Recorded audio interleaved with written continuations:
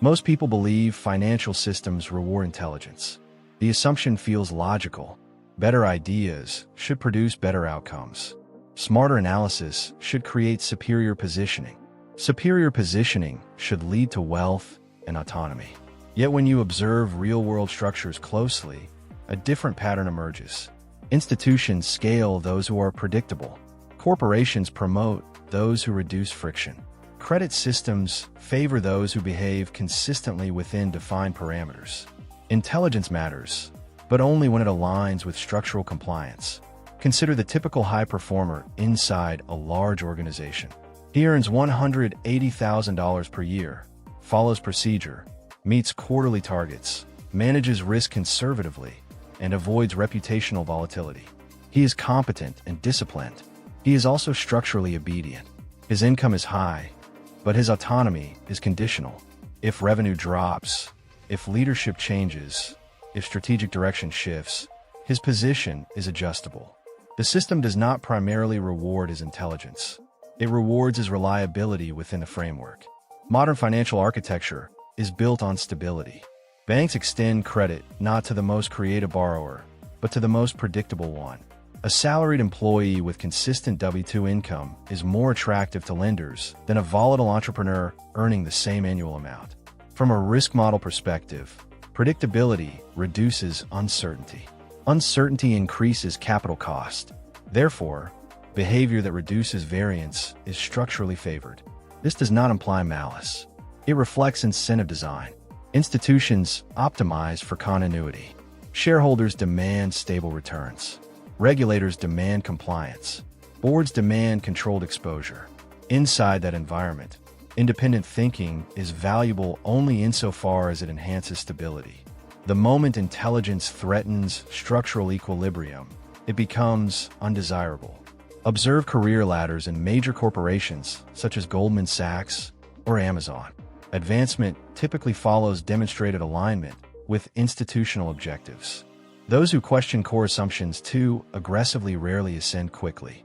Those who master internal politics, align with incentive metrics, and execute within boundaries often rise faster. The system does not suppress intelligence outright. It filters it. Intelligence that reinforces the machine is rewarded. Intelligence that disrupts it is sidelined unless it produces extraordinary returns. Debt structures further illustrate the point. A professional earning $220,000 annually with a mortgage, car payments, and lifestyle obligations becomes economically anchored. Fixed costs convert high income into high dependency. Dependency increases compliance. Compliance stabilizes institutions. The individual appears successful, yet his margin for strategic defiance narrows. Missing 3 pay cycles could destabilize his financial equilibrium. When personal burn rate approaches income, risk tolerance declines. Reduced risk tolerance reinforces obedience to the primary income source. Contrast this with asset ownership. Ownership introduces asymmetry. If you control equity in appreciating assets or cash-flowing enterprises, your dependence on any single institution diminishes. Liquidity buffers expand decision space. Decision space increases autonomy. Autonomy reduces the need for compliance. The system does not prevent this transition. It simply does not incentivize it aggressively for the majority. Asset accumulation requires delayed gratification, volatility tolerance, and independent thinking, traits that do not always align with corporate incentive structures. Educational pathways reinforce similar patterns. Students are trained to meet rubrics, satisfy grading criteria, and optimize for measurable outputs. Standardization ensures scalability. Scalability requires conformity.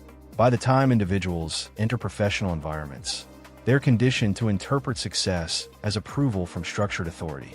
This conditioning does not eliminate intelligence. It channels it into pre-approved lanes.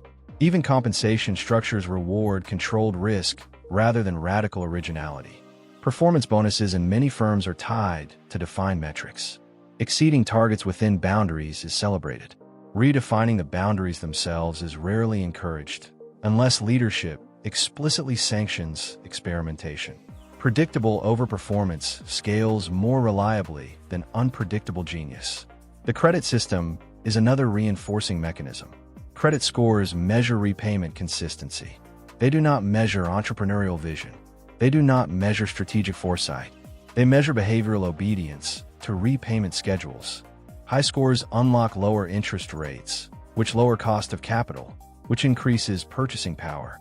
The compliant borrower receives structural advantages. The volatile visionary pays higher risk premiums. From a systems perspective, this pricing reflects actuarial logic. From the individual's perspective, it shapes behavioral incentives. Social signaling compounds the effect. High-status careers provide validation. Titles confer identity reinforcement. A vice president at a multinational firm enjoys social recognition that a small equity holder in an obscure but profitable enterprise may not. Humans are status-sensitive. When status attaches to institutional rank rather than independent ownership, intelligent individuals gravitate towards structured environments.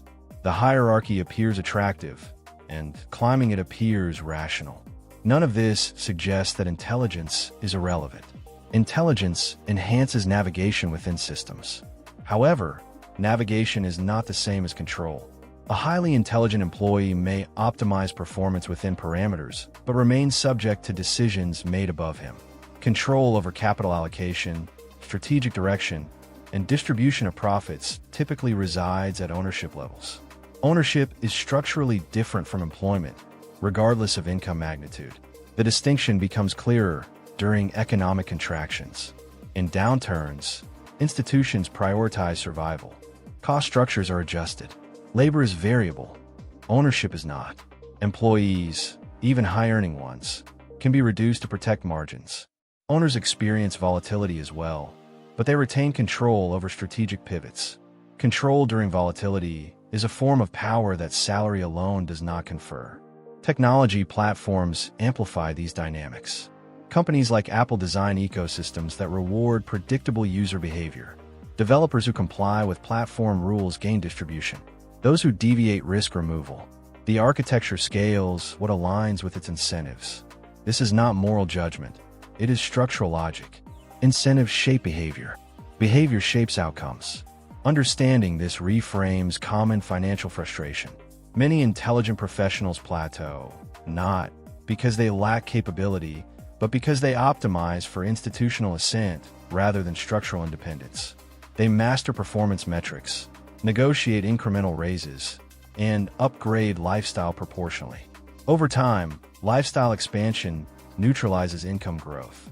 A professional moving from $120,000 to $240,000 annually may double income, yet maintains similar liquidity if expenses scale accordingly. The appearance of progress masks unchanged dependency. The system does not explicitly instruct individuals to remain dependent. It simply rewards behaviors that maintain stability. If your mortgage requires $6,000 monthly and your fixed obligations total $11,000, your tolerance for disruptive career moves declines. If your liquidity covers only 3 months of expenses, entrepreneurial experimentation appears reckless. The rational choice becomes compliance. Compliance ensures continuity. Continuity benefits institutions. Breaking this cycle requires reframing success metrics. Instead of measuring advancement solely through title and income, measure reduction in dependency. Track months of runway. Track percentage of income derived from owned assets. Track fixed cost ratios relative to liquidity. These metrics do not produce immediate social applause. They produce structural resilience. Resilience alters psychological posture. When liquidity covers 18 months of expenses, negotiation leverage increases. When asset income covers a substantial portion of baseline costs, fear-driven compliance decreases. Decisions become strategic rather than reactive. At that point, intelligence can operate with fewer constraints. Independent thinking becomes viable because survival is less fragile. The system will continue rewarding obedience because obedience lowers volatility. Intelligence aligned with obedience will continue scaling efficiently. But intelligence paired with structural ownership changes the equation. It introduces optionality. Optionality is quiet power. It allows participation without dependency. The critical insight is not that the system is adversarial. It is that systems optimize for their own survival. Individuals who understand incentive architecture can choose how deeply they embed themselves within it. Full compliance offers stability and recognition. Partial detachment through ownership offers autonomy and volatility. The trade-off is not moral, it is strategic. If you assume intelligence alone guarantees independence, you may find yourself highly compensated yet structurally constrained. If you understand that obedience scales faster within institutions than originality, you can make deliberate choices about where to comply and where to build outside the framework. Wealth, in its durable form, emerges when dependency decreases faster than income increases. That shift does not happen automatically. It requires recognizing that promotion within a system and freedom from a system are distinct achievements. The financial system rewards obedience because obedience sustains predictability. Intelligence becomes powerful when it recognizes this dynamic and adjusts behavior accordingly. The question is not whether you are smart enough to succeed inside the structure. The question is whether you are building enough structural independence to succeed beyond it.